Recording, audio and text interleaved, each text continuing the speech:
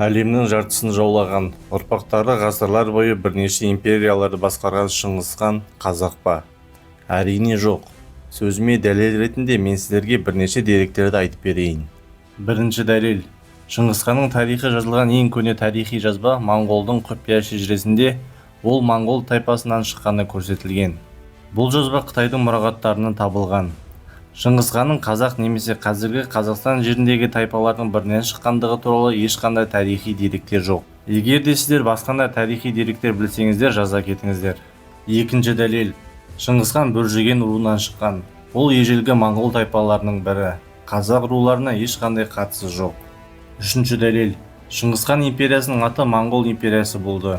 Егер де ол түрік тайпаларынан шыққан жағдайда, немесе Моңғол империясының негізін түрік тайпалары қалаған жағдайда, империяның аты басқалай болу керек еді.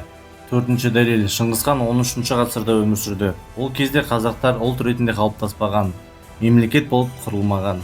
Осы себепті Шыңғыс хан қазақ деген ұғым миға қонымсыз. Бесінші дәлел. Шыңғыс хан ол моңғол. Ол туралы қаншама кітаптар жазылып, кинолар түсірілген. Оны бүкіл әлем мойындаған. Осы деректі ешкім жоққа шығара алмайды.